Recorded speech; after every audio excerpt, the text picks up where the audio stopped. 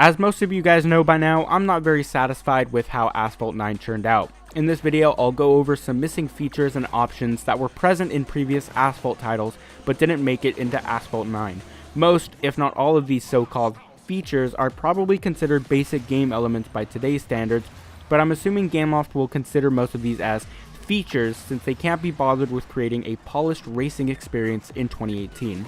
As soon as I finished the incredibly bland tutorial for Asphalt 9, I immediately knew that this game would not have that special Asphalt experience that would keep me playing the previous games for hours on end.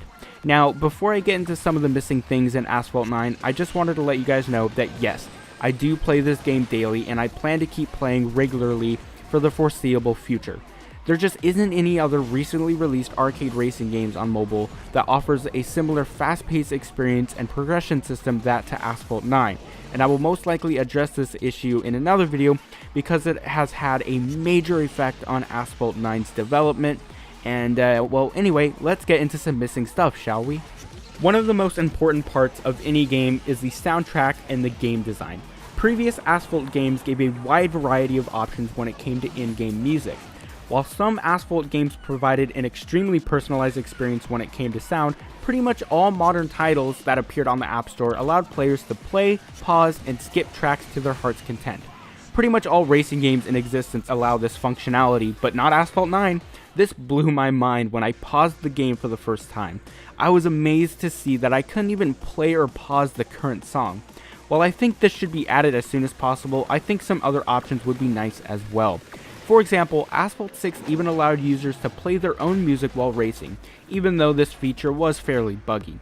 More control over music came with Asphalt 9 when we received the ability to choose a specific genre of music that we found was most suitable for our racing needs.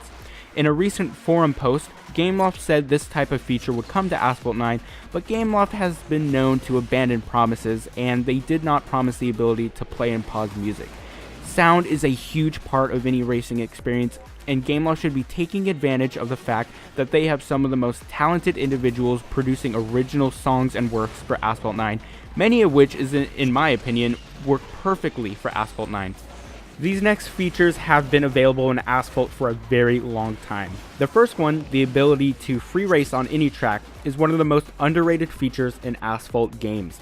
This feature has become extremely useful recently with the introduction of timed events because practicing on the event tracks without wasting event tickets is crucial to achieving a good position on the event leaderboards in Asphalt 8.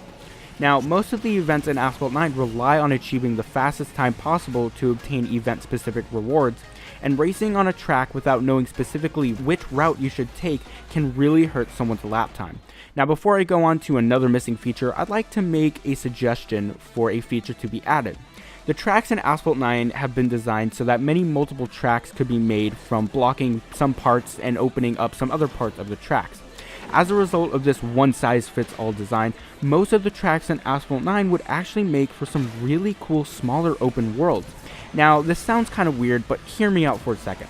Along with allowing the player to choose a specific track to practice on, what if the player could also free roam the entire track/location without any major track barriers?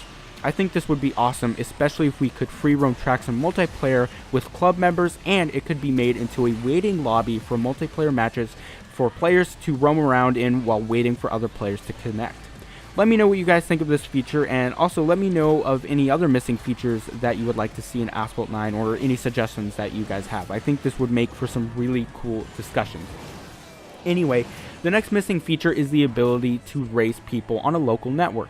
In my opinion, I think this is also a very underrated feature.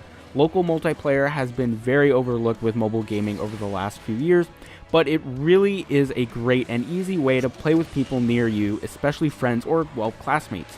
This feature has been present in pretty much all modern Asphalt titles, including Asphalt 6, 7, and 8, but I think it would be a really nice addition to Asphalt 9 since races are shorter, and so playing with other people nearby would be quicker and fun.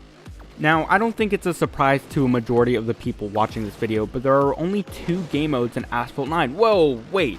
What in the world are you talking about? They've added freaking cops to the game. Now, while this is certainly true, don't you realize that the cop modes are just normal races and time attacks, but with annoying cops always bumping into you? There's nothing more to it, and people treat it like it's an entirely new experience, when in reality, it's just a silly excuse for more marketing material for GameLoft to use. So now that we've established that there are essentially only 2 game modes in Asphalt 9, let's go through some modes that are not present and playable in this title, but were playable in previous titles and I thought were really fun, and they're also in most other racing games, but they were left out of Asphalt 9. I won't explain these modes, but anyway, let's count them off, shall we? Elimination, Versus, Knockdown, Infected, Drift, Gate Drift, Collector, and Under Pressure.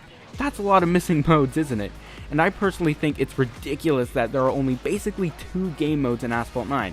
I really think that some variety is needed in the game mode department because Asphalt 9 lacks a lot of variation when it comes to, well, why you need to be faster than other cars on the track. One last feature that I would like to mention has only appeared in one other Asphalt game as far as I know, and that's the amazing garage in Asphalt 6. I remember the first time I looked at the Asphalt 6 garage feature on my tiny iPod Touch 4th generation screen. I was completely blown away at the fact that I could move around my own garage and place my personalized cars on stands and in different positions. I think this feature would be a really nice touch to Asphalt 9, especially now that they have extremely detailed interiors and spoiler and convertible animations. Additions to the game such as this really make a game feel complete, and it really shows how passionate the developers are about their game. As you can imagine, I don't think the developers were anywhere near close to passionate or excited about Asphalt 9, considering how much was left out of the game. Asphalt 9 is by no means a complete racing experience. It feels smaller and less feature-packed than other entries in the series that are almost a decade old, and it's really sad to know that GameLoft is proud to call this game an Asphalt game. I don't think this game comes close to deserving the franchise's name. Asphalt 9 Legends feels like a first attempt at a franchise by a small-sized mobile indie studio. Thanks guys for watching. Let me know your thoughts in the description in the comments down below, and I will see you guys next time.